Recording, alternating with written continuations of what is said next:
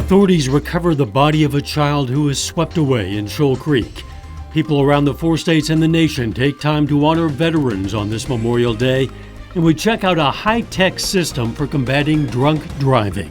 The 4 states' most watched news starts now. Crews in Newton County, Missouri recovered the body of a 12-year-old girl swept away by Shoal Creek. This is KOAM News at 5. Authorities say a recovery team found the body of Kaylin Brown yesterday evening about 3 miles downstream from Lime Kiln Park. The girl was swept away by rushing water last Wednesday after getting caught up in the hydraulic current below the dam. Rescue crews had to suspend the search on Thursday and Friday because of severe storms and rising water. A man who had tried to rescue Kaylin, 34-year-old Trevor Hicks, was pulled from the water by rescue crews on Wednesday. We're going to have an update on his condition for you tonight at 6.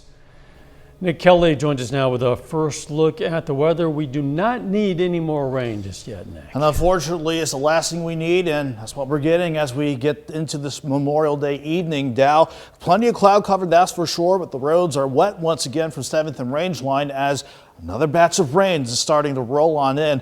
And to add insult to injury, flood watches for northeast Oklahoma, northwest Arkansas until tomorrow morning at 10. And for Berry, McDonald, and Newton counties until 7 on our Wednesday morning, because this is not the only batch of rain we have to keep an eye on. Some light to moderate rainfall, mainly along and south of 400, skirting through as the evening gets underway. But again, that's just batch number 1. We'll have some more rain chances on the way as our main storm system comes out of the central and southern Rockies. That's going to keep some rain chances in the forecast for the next few days. Temperatures mainly in the mid to upper 60s, and a quick look at our evening planner keeps the rain chances in place through the overnight, and eventually we'll have lows dropping back into the upper 50s. So we'll see how much more rain's on the way here in just a bit. Down. All right, we'll see you then. Thanks, Nick. On Memorial Day, we honor those who've served our nation, but some who've served haven't received the recognition they deserve. The American Legion Post 13, in conjunction with Mount Hope Cemetery, hosted a ceremony to remember unclaimed soldiers who had ties to Jasper County. They honored the cremains of 3 veterans.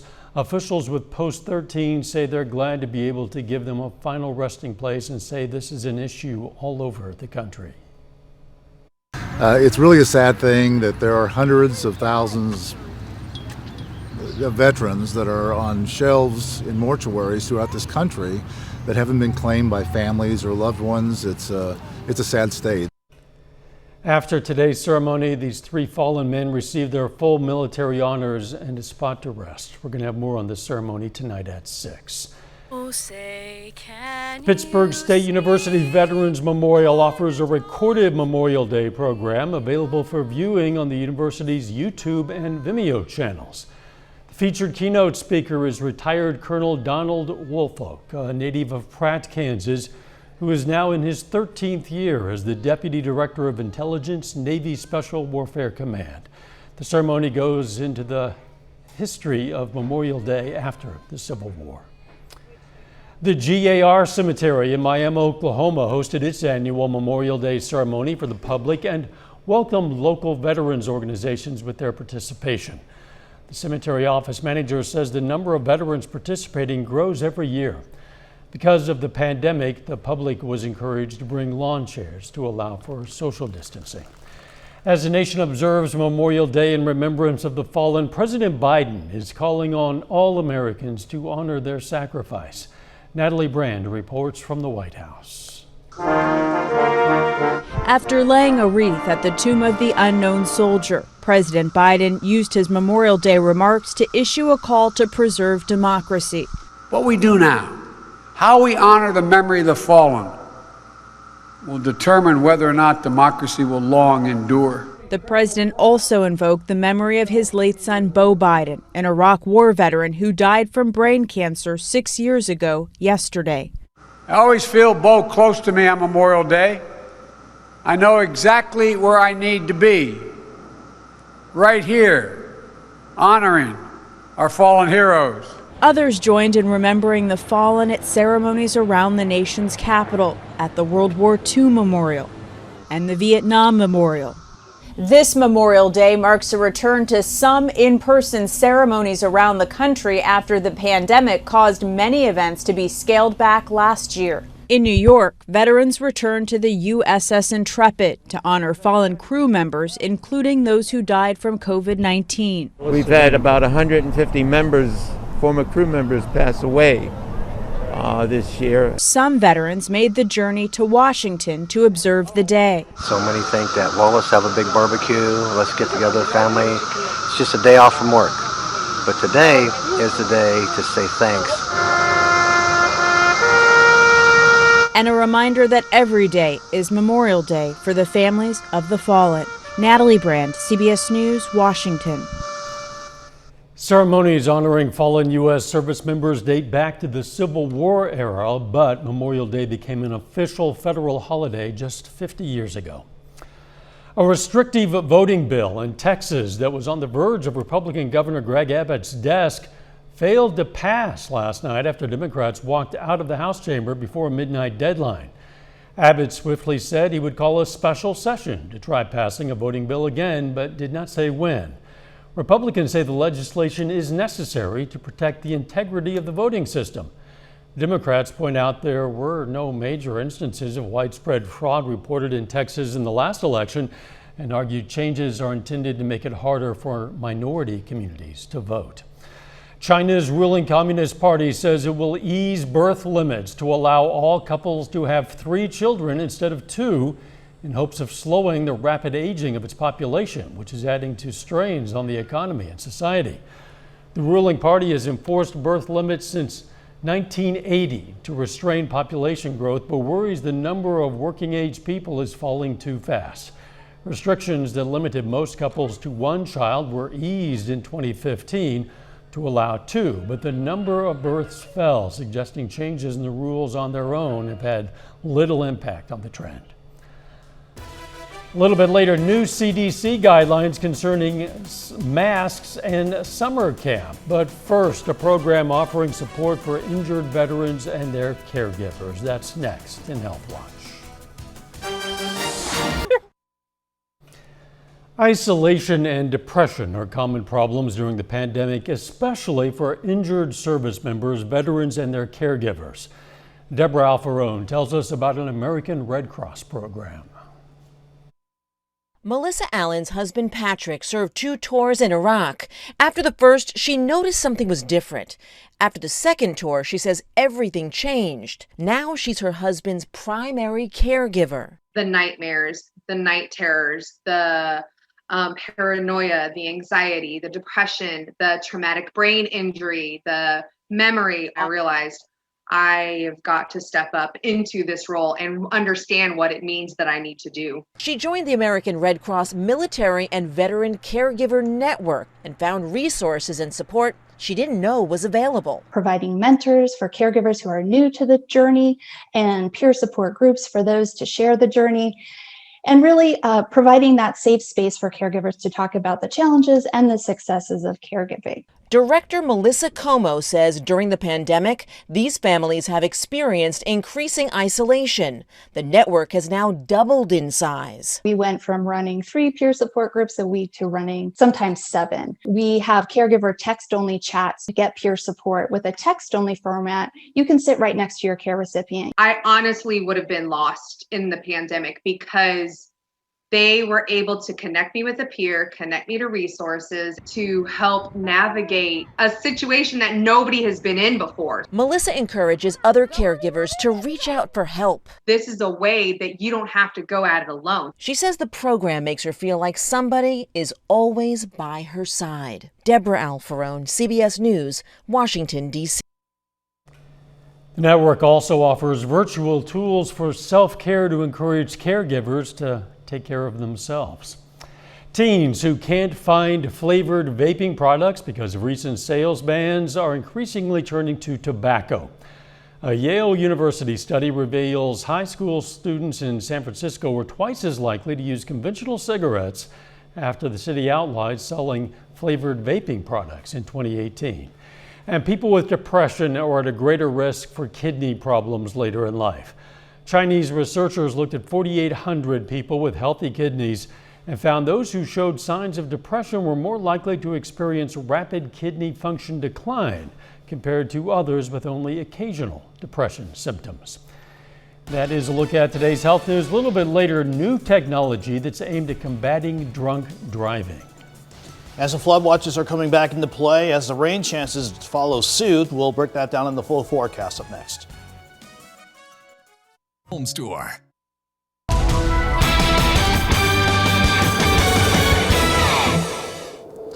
It was nice to keep things dry for a good portion of this holiday weekend. Unfortunately, Mother Nature is bringing some rain chances back into the forecast. As a result, areas that were still trying to dry out from all that flooding rainfall back on Thursday and for the past several days, flood watches are back in action for Craig, Ottawa, Delaware, and Benton counties until 10 o'clock tomorrow morning, but for Barrie, McDonald, and Newton until 7 o'clock Wednesday morning because of our rain chances returning. We've waited until the late afternoon for this first batch of moisture to work on in. So while it was nice to start the day off on a quiet note, it was during the afternoon that the better moisture finally started to push east. And we are seeing this result, and so far, thankfully, just light to moderate rainfall. We can see plenty of that in southeast Kansas once you go south and east of Chanute, and certainly east of Independence. Panning south into Oklahoma, just light to moderate rain north of the Turnpike, stretching from downstream all the way back to Bartlesville, and panning to the Missouri side. The only area of rain on the board is stretching from Lamar and covering much of Jasper County, the Joplin area, and just skirting the northern sides of Neosho. So far, this is rain that hasn't amounted to much, 1/10 of an inch. However, with more rounds of rain, at least through Wednesday, that could bring some minor accumulations, but considering we're already saturated, it's going to be runoff if it comes down at a pretty good clip. 7th and range line, you're cloudy. You've got wet roads because of rain passing through, and it's got temperatures cooler than usual. Normally we should be in the lower 80s at this point in the month of May to wrap up the month, but we're sitting at 63 now with the humidity at 78%. Most of us trying to hold on to the mid 60s, and for many of you, that was the best we could do today. And it's going to be chilly once again tonight. The cloud cover and rain chances means a very slow drop off through the lower 60s, upper 50s by midnight, and dropping to 58 as we head into tonight. This is not the only batch of rain we're watching, though. We're not thankfully dealing with any of the severe thunderstorms unfolding again across Texas. Upstairs, though, this upper level low finally working into the central Rockies.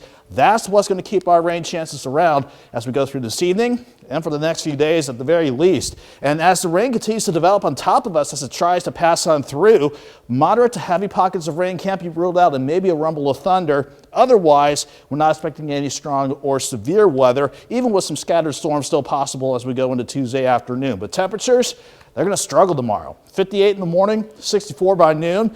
I think the best we can do is highs right around 67 degrees, so kind of a cool start to the month of June.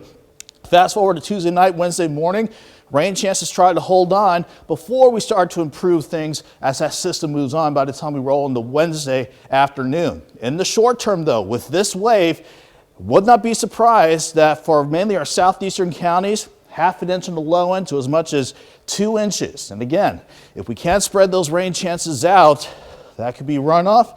That could lead to some more flooding issues that we'll have to keep an eye on. Fortunately, the rain chances will taper off once we head toward the end of the week. 67 tomorrow, 73 Wednesday, mainly dry Thursday, Friday. Highs finally back near 80, and we'll keep highs in the lower 80s despite more rain chances by the coming weekend now. We'll certainly need a chance to dry out. Absolutely. Thanks, Nick. The federal government relaxes its guidance for summer camps. New rules from the CDC say vaccinated adolescents do not need to wear masks at camp, adding that young campers who have yet to be vaccinated can usually go maskless when outdoors. Just ahead, a new tool in the battle against drunk driving. First, we honor a local member of the armed forces. Moundville, Missouri native Christopher Haynes joined the U.S. Army in 2001. He served in Iraq as part of a support battalion. Specialist Christopher Haynes, a four-state hero. Almost 40% of traffic deaths over Memorial Day weekend involve alcohol. But now technology supported by big automakers promises to stop drunk driving before it begins by adding breath sensors to a new car. Reporter Errol Barnett is testing it out. He never took another breath. Patricia Kimmel recalling the moment her son Stephen died. We watched all of his veins turn blue because of lack of oxygen in his body, and my hands were on his chest, just because I wanted to feel his heart until it stopped altogether. T-boned in 2018 by a drunk driver, Stephen Kimmel's car flipped 3 times before ejecting him. It was the other driver's 3rd drunk driving arrest. No alcohol detected. A promising new technology, more than a decade and $100 million in the making, is aimed at preventing such accidents. The sensors here, as you can see as we're talking, they are picking up our breath. Robert Strausberger leads a group of over a dozen top car makers joining forces with Mothers Against Drunk Driving to back the Driver Alcohol Detection System for Safety, or DADS. Verify me. Warning, alcohol detected. Here's how it works. The sensor can detect the blood alcohol content on your breath all in the matter of seconds. If it's above the legal limit, 0.08, the ignition won't turn. Joe Belvedere, helping to test the system, just had 2 shots of alcohol. Car not started. The keys electronically taken away. But when I took the driver's seat sober... Please provide breath sample to sensor. No alcohol detected. For transportation businesses, the manufacturer says this ensures the driver is 100% safe. We really look at technology to help safety. James River Transportation in Richmond has been on the road testing this technology for 2 years. This technology actually provides us that extra benefit of knowing our driver is going to be safe with no alcohol in their system. This technology is being made available for open source licensing this fall, so it could turn up in cars and trucks sometime soon. The hope is that this may one day be an added safety feature you can add onto a new car you buy at the dealership. So parents, for example, could have this to make sure their teenage drivers don't drive with alcohol in their system. Errol Barnett, CBS News in Sterling, Virginia. Now, since each of us processes alcohol differently, the makers are calibrating this technology to account for differing driver weights, mask wearing, and even attempts to trick the system. Carnival Cruise Lines gets the okay for access to U.S. ports and makes preparations for sailing again. The CDC approved portions of Carnival's restart plans and gave a go-ahead for 3 U.S. ports. Port of Galveston in Texas, Port Miami, and Port Canaveral, also in Florida. The home ports will supply additional public health and operational resources before Carnival can conduct test cruises or full cruises. Kroger has big incentives if you get the COVID-19 vaccine. The chain is giving $1 million to 5 customers and free groceries for a year to another 50. Kroger will announce prizes, official rules, and eligibility later this week. It's part of a collaboration with the Biden administration to advance vaccination efforts this summer. We'll be right back. The CBS Evening News is next. Then on KOAM News at 6, an update on Trevor Hicks, the man who tried to save a child who was swept up in the waters of Shoal Creek. Plus, we're going to show you more of the ceremony honoring unclaimed veterans at Webb City's Mount Hope Cemetery and a deadly weekend shooting in Branson, Missouri. Stay with us for the CBS Evening News and then KOAM News at 6.